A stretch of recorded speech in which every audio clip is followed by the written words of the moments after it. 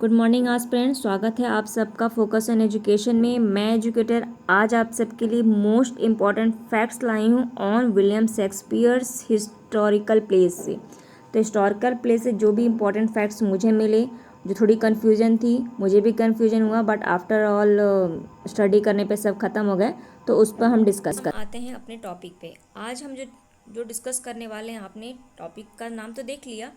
William Shakespeare की जो historical play है उनके बारे में हम जानेंगे डिटेल, थोड़ा मतलब डिटेल में जानेंगे, बहुत डीप में नहीं जाएंगे, ठीक है।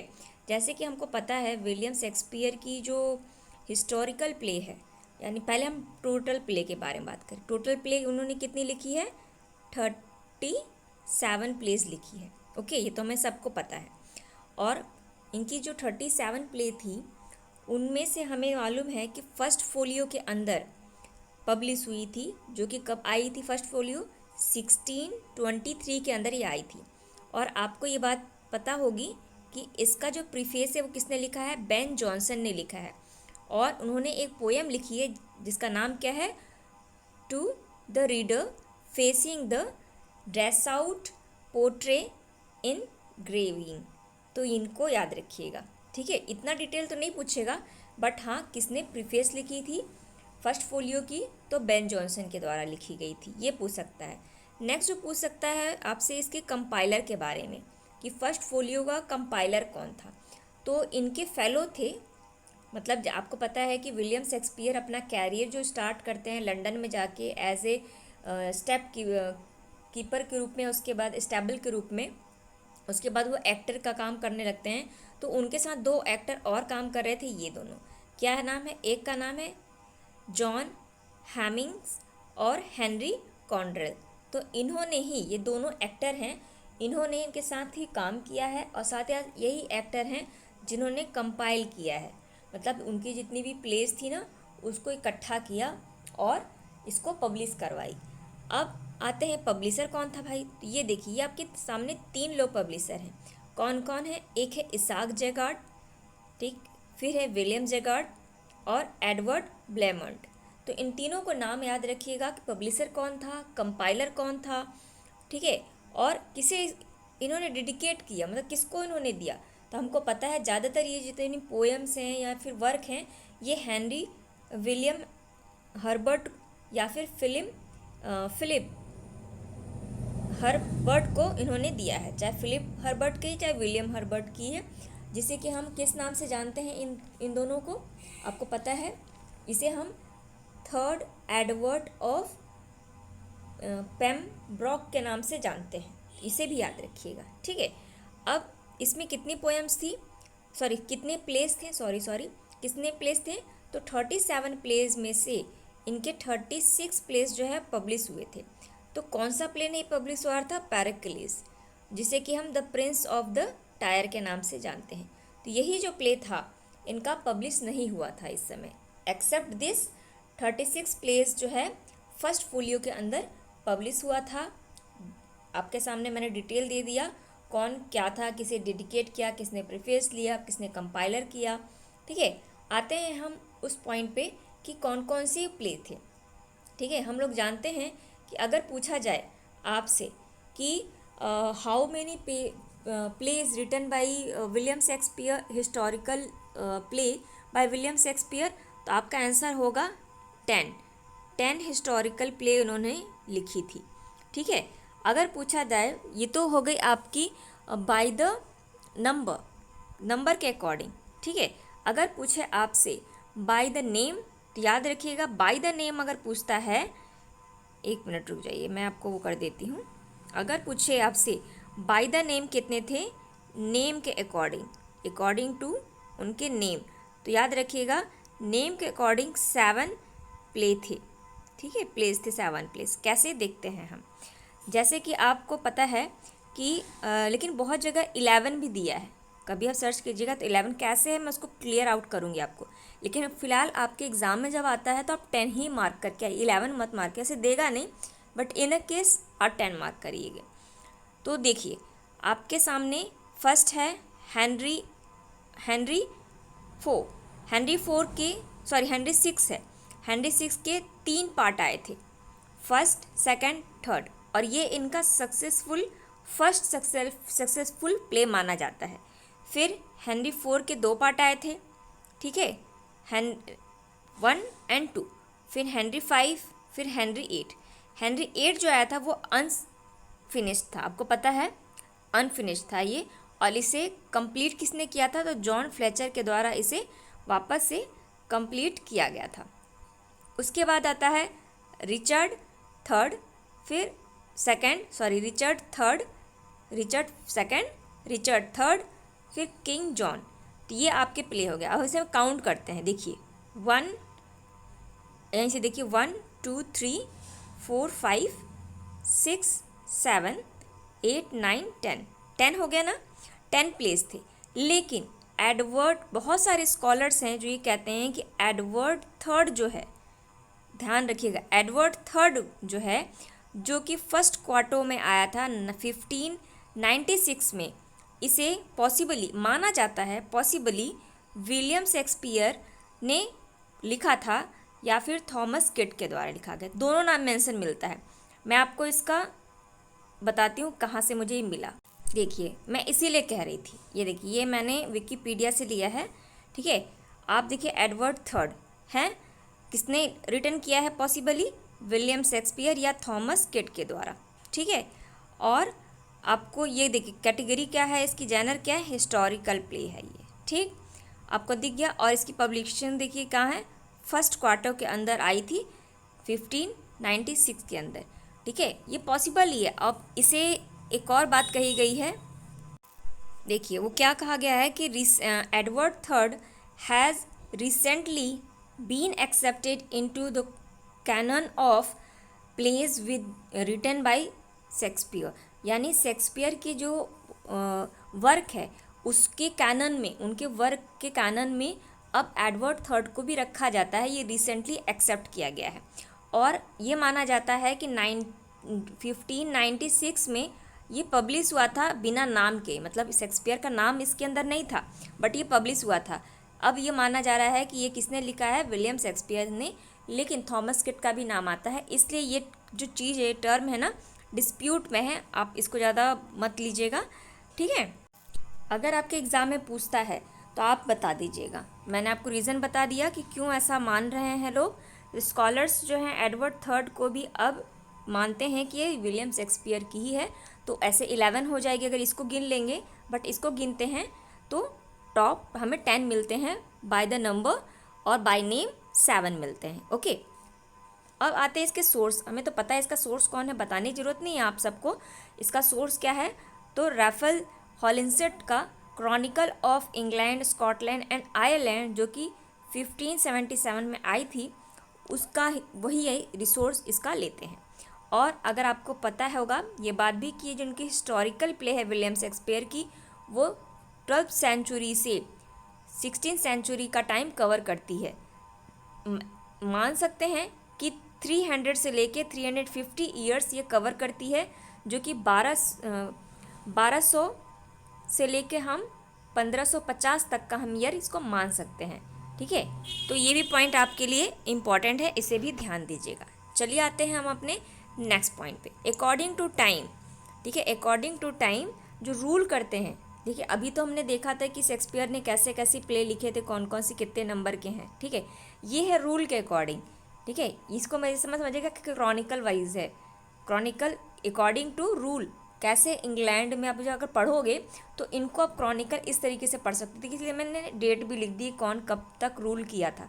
तो फर्स्ट जो रूल किया था इंग्लैंड में वो थे किंग जॉन, जो कि 1199 से 1216 तक रूल करते हैं। फिर एडवर्ड थर्ड आते हैं, फिर रिचर्ड सेकेंड, हेनरी फोर, जिसके कि हमें 2 पार्ट देखने को मिलते हैं, फिर आपका हेनरी 5, फिर हेनरी 6 के हमें 3 पार्ट देखने को मिलते हैं, फिर रिचर्ड थर्ड, फिर हेनरी 8। और आपको एक पॉइंट याद रखिएगा, रिचर्ड थर्ड का जो समय था वो सबसे स्मॉलेस्ट टाइम के नाम से कंसीडर किया जाता है कि रिचर्ड थर्ड जो थे वो सबसे कम समय तक रूल्ड किए, कहाँ पे? इंग्लैंड में, और सबसे कम समय रहा है इनका प्ले के में भी, ठीक है, ये पॉइंट भी याद रखिएगा। और आपको पता है कि अगर आप देखोगे गैप है यहाँ पे इन दोनों के बीच में, तो इस समय हेनरी 7th आते हैं जो कि 1485 से लेके 1509 तक रूल्ड करते हैं। ठीक है, तो शेक्सपियर ने इनके ऊपर तो लिखा नहीं है, तो ध्यान रखिएगा अगर पोयम कौन सी नहीं आया है तो हेनरी 4 नहीं है, याद रखिएगा ये पॉइंट। ठीक है, नेक्स्ट पॉइंट क्या आते हैं, इन्होंने ट्रायोलॉजी लिखी है। ठीक, ट्रायोलॉजी क्या होती है, सॉरी टेट्रोलॉजी मीन्स होती है 4 पोएम्स, 4 नॉवेल्स या 4 ड्रामास, यानी चार का जो समूह होता है उसे हम क्या कहते हैं, टेट्रोलॉजी कहते हैं। और ये कितने टेट्रोलॉजी लिखा था, इन्होंने 2 टेट्रोलॉजी लिखी है। ठीक है, वो 2 टेट्रोलॉजी कौन कौन सी है, तो ये देखिए, ये है आपकी फर्स्ट टेट्रोलॉजी। ये क्या है, ये है फर्स्ट टेट्रोलॉजी, जिसके अंदर आपको हेनरी 4 का फर्स्ट पार्ट, हेनरी 4 का सेकंड पार्ट, हेनरी 4 का थर्ड पार्ट और रिचर्ड थर्ड आते हैं। तो ये जो हैं, ये 4 जो किंग हैं वो आपके टेट्रोलॉजी के अंदर आते हैं। और ये टेट्रोलॉजी क्या है, आपकी विलियम शेक्सपियर की 4 टेट्रोलॉजी के अंदर आती है, जो कि फर्स्ट टेट्रोलॉजी है। अगर आपसे पूछा जाए सेकंड टेट्रोलॉजी कौन है, तो ये जो आपके पास है ये क्या है, ये इनकी सेकंड टेट्रोलॉजी है। और सेकंड टेट्रोलॉजी में कौन कौन से किंग आते हैं, तो ध्यान रखिएगा, इसमें आपको रिचर्ड सेकंड देखने को मिलता है, फिर हेनरी 4 के फर्स्ट पार्ट, हेनरी 4 का सेकंड पार्ट और हेनरी 5। तो इसमें आपको कितने किंग देखने को मिले, बेसिकली 3 किंग देखने को मिल रहे हैं। ठीक, लेकिन अगर नॉवेल के अकॉर्डिंग देखा जाए, ड्रामा के अकॉर्डिंग देखा जाए, प्लेस के अकॉर्डिंग देखा जाए तो 4 हो गए। ठीक है, ये फर्स्ट को इन पार्ट को 1 कर दीजिए, तो नाम के अकॉर्डिंग कितने हुए, 3 ही तो हुए। लेकिन अगर पार्ट को जोड़ लिया जाए तो कितने हो गए, 4 हो गए। और इसी को, ये जो 3 यहाँ पे हैं और इन्हीं को, ये हेनरी आपको दिख रहे होंगे ना, बहुत हब्स हो गए, मैं हटा दूँ। तो देखिए, ये जो हेनरी दिख रहे हैं हमें, तो इसीलिए इसको हेनरियोट कहते हैं। हेनरियोट टर्म इसको दिया गया, टेट्रोलॉजी, इनकी टेट्रोलॉजी को हेनरियोट कहा जाता है। हेनरियोट क्या होता है, Henriad refer to the group of 8 plays of William Shakespeare. 8 plays को विलियम शेक्सपियर को क्या कहते हैं, हेनरियोट कहते हैं। अगर हेनरियोट आ जाएगा तो आप बता दोगे, अगर पूछेगा हेनरियोट में कौन सा प्ले नहीं है तो आप बता सकते हो ये कौन से प्ले नहीं है। तो जो शेक्सपियर ने नहीं लिखी वो कौन से थे, वो है आपका, एक तो आपका इसके अंदर कौन सा नहीं है, किंग जॉन। ठीक, एक किंग जॉन नहीं है, और कौन सा नहीं है, हेनरी 8 जो है इसमें नहीं है, तो याद रखिएगा। चलिए आते हैं, देखते हैं। देखिए, आपके सामने मैंने लिख दिया, ये जो टेट्रोलॉजी है इनकी, इसे हम tetralogy of William Shakespeare often call EPIC of Shakespeare. जो टेट्रोलॉजी है जिसे कि हम हेनरियोट कहते हैं, उसे शेक्सपियर का इपिक के नाम से जानते हैं। Some scholar says that and the prince Henry 5th as a hero of the epic, जिसे कि हम प्रिंस हॉल के नाम से जानते हैं। और आपको ये बात मैंने वही बताई कि 2 plays are not included in the tetralogy of William Shakespeare. Which are the plays? They are King John and Henry VIII. They are also neither, means these 2 plays are neither facing War of Roses nor 100 Year War. ठीक है, और war of roses जो थे वो कब हुए थे, तो याद रखिएगा, वॉर ऑफ रोजेस का जो टाइम था वो क्या है, 1455 से लेके 1485। ठीक, अगर आपसे पूछे 100 ईयर वॉर का क्या टाइमिंग है, तो 100 ईयर का टाइमिंग क्या है, आपको पता है 100 ईयर का टाइमिंग क्या है, 1337 से लेके 1453 तक है। ठीक है, याद रखिएगा। अब आते हैं हम इसके जो हमारे हिस्टोरिकल प्ले हैं मिले हैं, उसमें कौन कौन से इनके प्लेस आते हैं। जैसे कि आपको पता है 100 ईयर वॉर जो है, हमने अभी आपको बताया कब से कब तक इसकी टाइमिंग है, 1337 से लेके 1453 तक। इसमें 4 जो प्लेस हैं देखने को मिलते हैं इस ड्यूरेशन के अंदर। रिचर्ड थर्ड, सॉरी थर्ड में बोल रही हूँ, Richard second, Henry four, Henry five, Henry six का फर्स्ट पार्ट। ठीक, हेनरी सिक्स का फर्स्ट पार्ट। ये जो 4 प्लेज हैं इसकी सेटिंग हमें 100 ईयर वॉर देखने को मिलती है, लेकिन ये 3 जो प्ले है ना ये ओनली रिप्रेजेंट करते हैं 100 ईयर वॉर।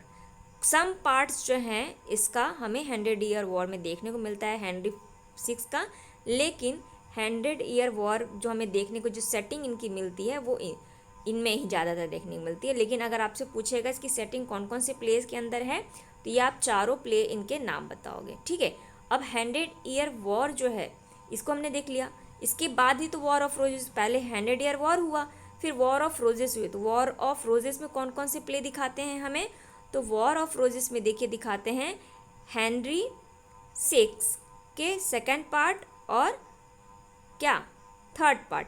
हेनरी सिक्स का फर्स्ट पार्ट कहाँ गया है, वो 100 ईयर वॉर के अंदर है। उसके बाद एडवर्ड थर्ड, फिर रिचर्ड थर्ड, और रिचर्ड थर्ड जो है वो रिप्रेजेंट करता है, मतलब सेटिंग, तो इस सेटिंग जो है इसकी आप ड्यूरेशन अगर देखते हो, टाइमिंग, जब मैंने अभी टाइमिंग आपको जो दिखाई कि हेनरी सिक्स कब से कब तक किंग रहे, हाँ, तो उसके अकॉर्डिंग आप देखते हो तो आपको देखने को मिल जाएगा इनकी सेटिंग। ये सेटिंग है इनकी इन 4 प्ले के अंदर। ये भी तो 4 ही प्ले हो गए ना, 1 2 इनका पार्ट और ये, पर ऐसे याद रखिएगा आपको पता चलेगा।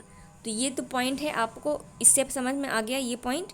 ठीक है, अब आते हैं हम अपने उस पॉइंट पर, जैसे कि मैंने आपको कल होमवर्क दिया था, याद है, भूल गए आप लोग। बहुत है कि आप लोग ने कमेंट नहीं किया, मैंने आपसे क्वेश्चंस पूछे थे, चलिए मैं उसके आंसर्स दे देती हूँ।